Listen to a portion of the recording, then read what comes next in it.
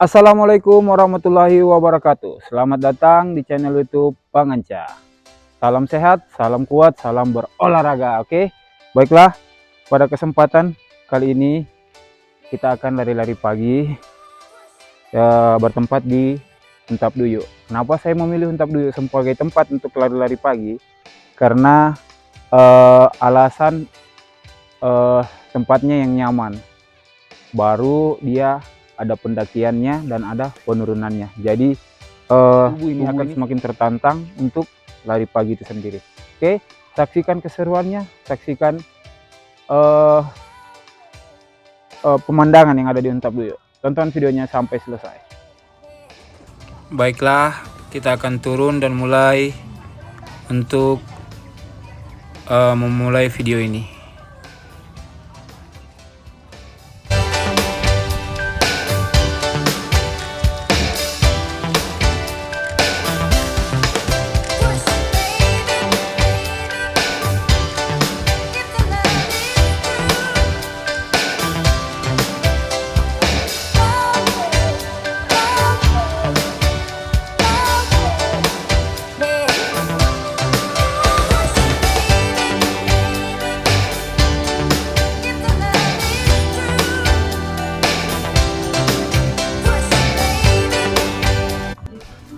Jika hari Minggu pagi di Huntap Duyuk, beginilah suasananya.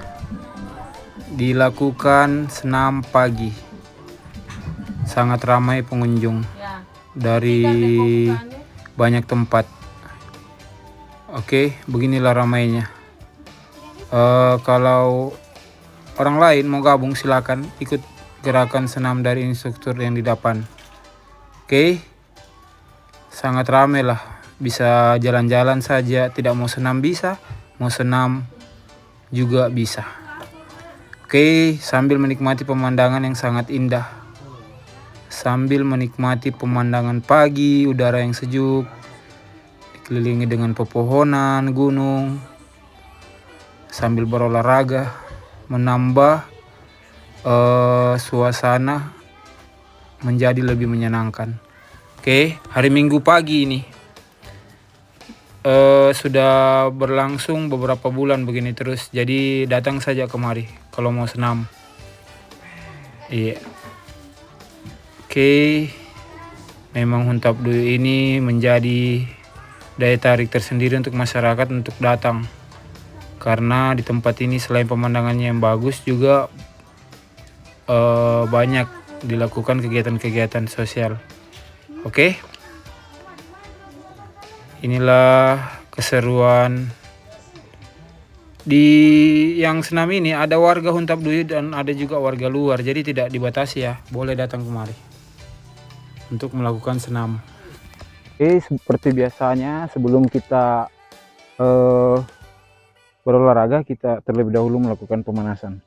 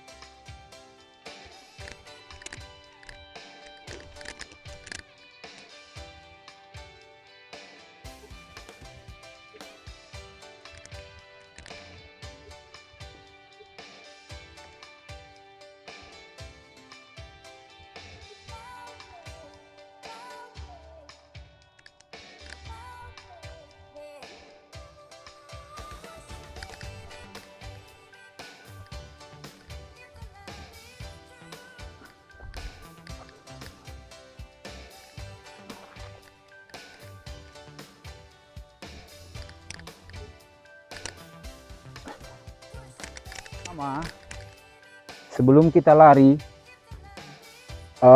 kita harus menggunakan sepatu ya, yang sangat direkomendasikan, sepatu yang memang dipergunakan khusus untuk lari, agar dapat membuat kita saat berlari nanti senyaman mungkin, serileks mungkin, dan gunakanlah sepatu yang tidak pas-pas dan tidak terlalu longgar.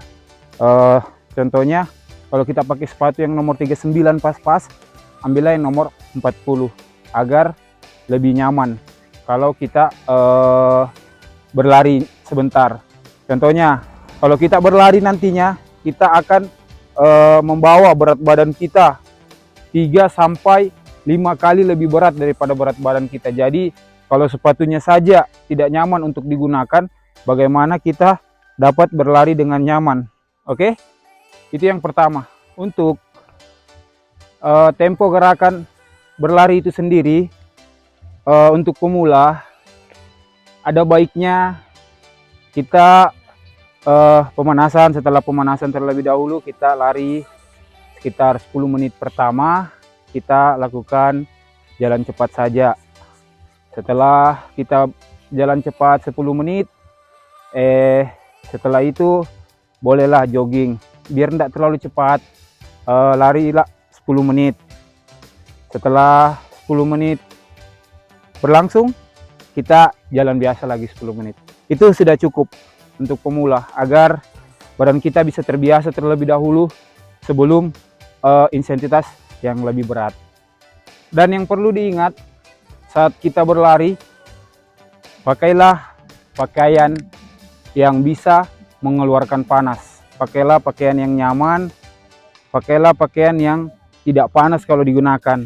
Jadi karena pada saat kita berlari, tubuh ini akan mengeluarkan hawa panas dan keringat, jadi akan lebih baiknya kalau kita memakai pakaian olahraga. Jadi tubuh kita akan lebih nyaman. Oke, lanjut. Jadi yang selanjutnya ialah janganlah kita terlalu memaksa, apalagi untuk pemula, untuk yang baru-baru. Janganlah terlalu memaksa, karena kecepatan untuk berlari itu bukan menjadi hal faktor yang paling penting kalau di awal. Soalnya kalau kita lari di awal langsung cepat, itu bisa berbahaya bagi diri kita sendiri. Jadi yang perlu kita bangun di awal-awal ya ketahanan fisik itu sendiri. Kalau fisik kita sudah tahan, walaupun kita lari secepat mungkin dalam jarak yang cukup jauh, kita sudah tidak terlalu capek. Jadi yang perlu kita bangun di awal ialah ketahanan fisik itu sendiri.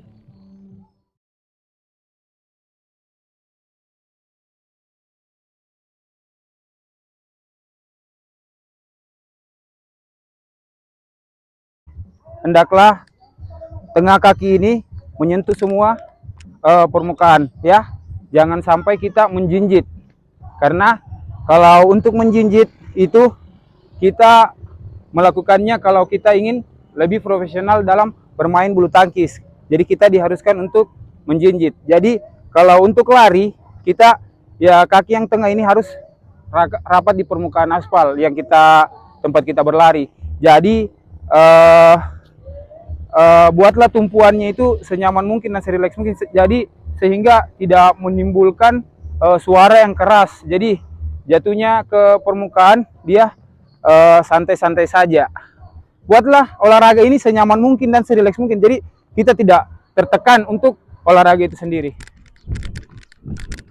Jadi saat kita berlari, buatlah badan tidak membungkuk seperti ini ya, dan pandangan fokus ke depan.